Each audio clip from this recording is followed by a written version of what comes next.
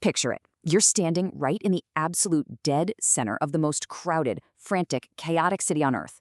Horns are blaring, thousands of people are just rushing past you shoulder to shoulder on a bustling New York City street. The noise is deafening, the energy is completely overwhelming.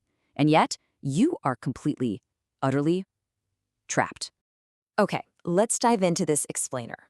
Imagine being confined to a glass box, literally no bigger than a coffin, just a few panes of grimy glass separating you from the entire world. If you step outside, you die. If you hang up the phone, you die. This is the brilliantly claustrophobic nightmare of the 2002 thriller Phone Booth.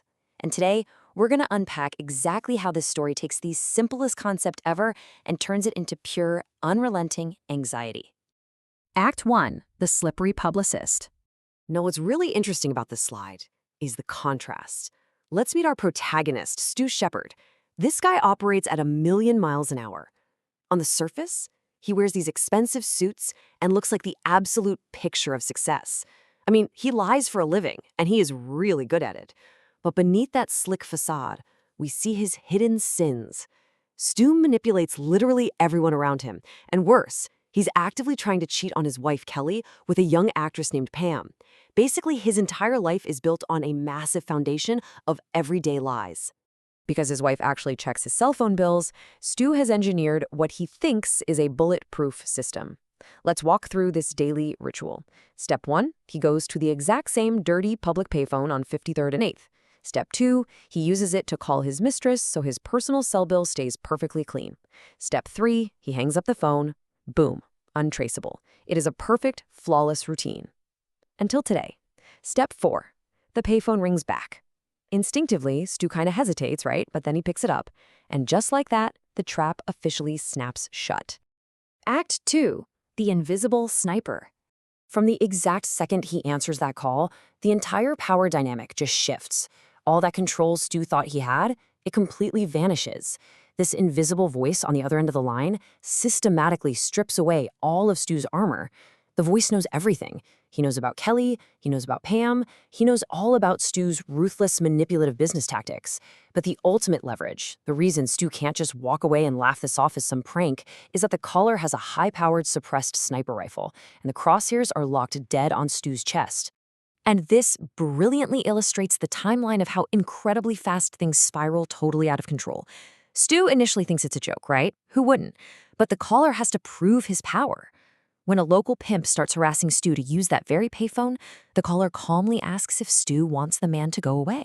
Before Stu can truly process it, a single, silent bullet drops the pimp dead right there in the street. In a matter of seconds, this private, secret phone call explodes into a massive public crisis as the NYPD swarms the block. So this brings us to a moment of brilliant, tragic irony.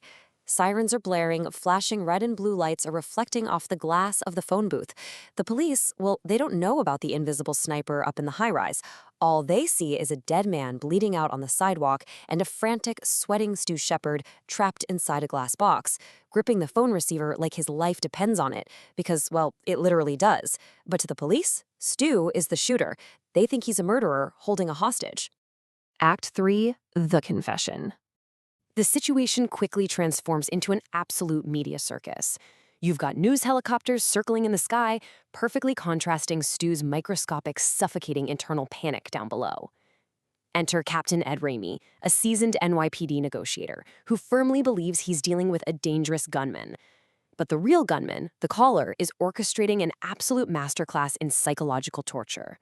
He forces Stu to call his wife and his mistress, dragging them both directly into the crossfire.